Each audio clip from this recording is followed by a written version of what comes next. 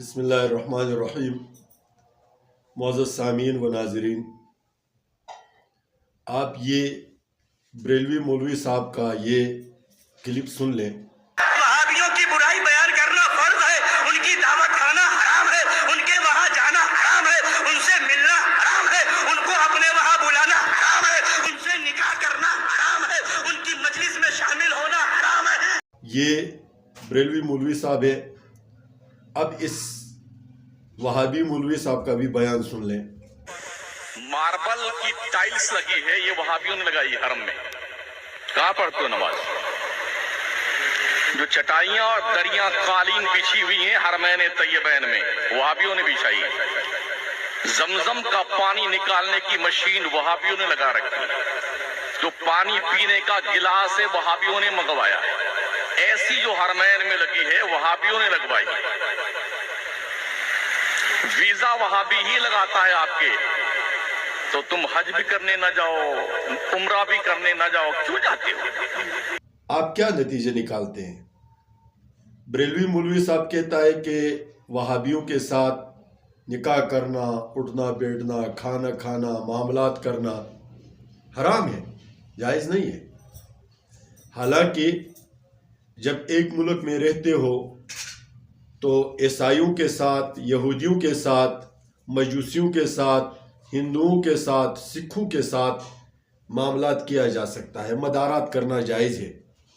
ان معاملات کو مدارات کہا جاتا ہے۔ مدارات تو سکھ قسم کے کافروں کے ساتھ بھی کرنا جائز ہے۔ پتہ چلا کہ وہابی ان سے بھی بدتر ہے۔ آپ مجھے بتائیں کہ وہابی کون لوگ ہیں؟ اور بریلوی جب وہابی کا لفظ استعمال کرتے ہیں تو یہ کن کے لیے استعمال کرتے ہیں؟ اصل میں یہ عبد الوہاب نجدی، جو کہ سعودی عرب کے اس موجودہ حکومت کے جو سیٹ اپ ہے، اس کے بانیین میں آتا ہے۔ کچھ مسائل میں وہ جمہور امت سے، یا یوں سمجھو کہ اہل سنت والجماعت کے راستے سے ہٹا ہوا تو نہیں تھا، لیکن شدت تھی اس میں۔ اس شدت کو مد نظر رکھ کر جب یہ سعود خاندان کی حکومت قائم ہوئی تو وہ عبد الوہاب نجدی کے چونکہ یہ پیروکار تھے، تو اس نے وہاں کے جو قبروں پر، جیسے کہ پاکستان میں بنا ہوا ہے اس طرح خلافت عثمانیہ میں چونکہ ان چیزوں کی وہ پروموٹ کرتے تھے، وہ صوفیانہ ذہن کے لوگ تھے، تو انہوں نے مزارات پر گنبد بنائے ہوئے تھے۔ اور اتنے چونکہ سعودی عرب تو صحابہ کرام کا اور اولیاء کی سرزمین ہے، تو وہاں پر ہر جگہ قبے ہی قبے تھے۔ تو چونکہ وہ قبروں پر ان چیزوں کو حرام سمجھتا تھا تو اس نے سب کو توڑوا دیا۔ اور موجودہ حکومت جو ہے یہ اسی کے پیروکار ہیں، ظاہر ہے۔ اسی نسبت سے برصغیر میں بریلویوں نے ہر اس بندے کو وہابی کہنا شروع کر دیا جو توحید پر سختی سے عمل پیرا ہو اور سنتوں کی پیروی کرتا ہو۔ انہوں نے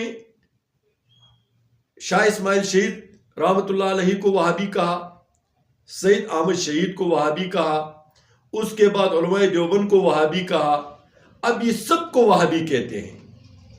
جو آدمی بابے نہیں مانتا، اب تک یہ انجینئر محمد علی مرزا ان سے کیسے بچا ہے، یہ اس کو وہابی نہیں کہتے، کیونکہ وہ سبز پگڑی باندھ کے آتا ہے، کبھی کبھی سبز پگڑی پہن کے آتا ہے، اور ان کو پتہ ہے کہ یہ سابقہ جو ہے بریلوی تھا۔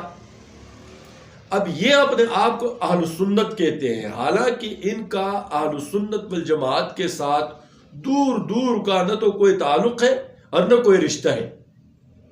کیونکہ ہمارے جو عقائد اہل سنت والجماعت کے عقائد ہیں ان میں ان کا کوئی بھی عقیدہ شامل نہیں۔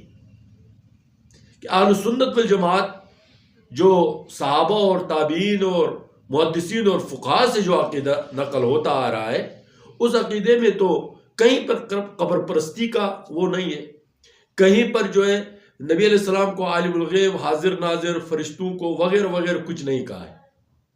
میں ان کے عقائد پر بات نہیں کرتا، لیکن ان کی شدت کو تو دیکھیں. یہ حرم میں جاتے تو وہاں جو حرمین کے ائمہ ہیں ان کے پیچھے نماز نہیں پڑھتے. ایسے بدبخت قوم ہیں،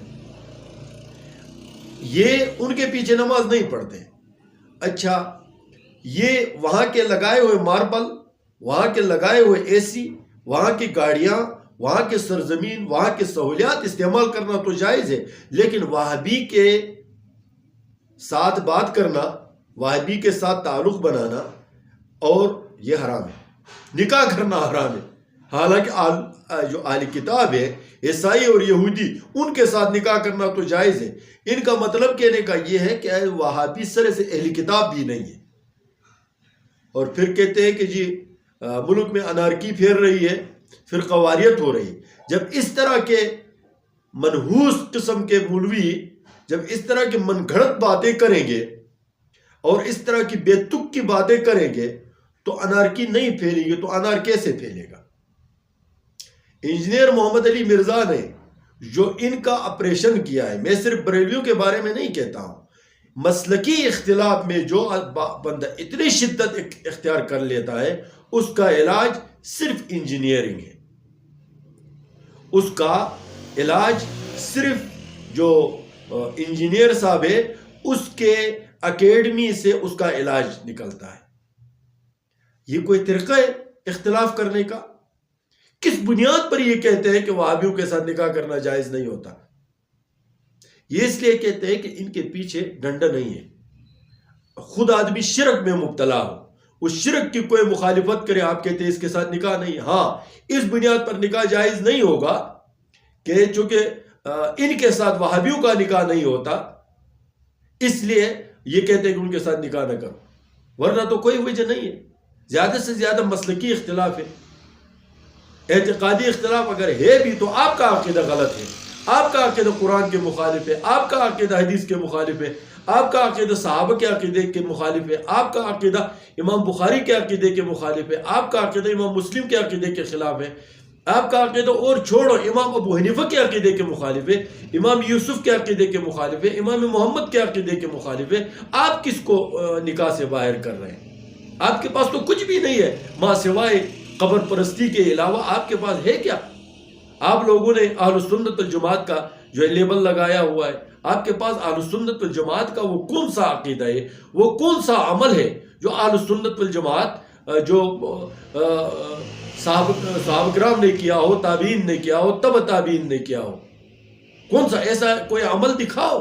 سارے بریلویوں سے میں چیلنج کر کے کہتا ہوں کہ ایسا عمل دکھاؤ، امتیازی عمل جو صحابہ کرام اور تابعین، تبع تابعین، محدثین، فقہا اور انہوں نے کیا. ہاں، یہ ہے کہ تمہارے اعمال سب صوفیانہ ہیں.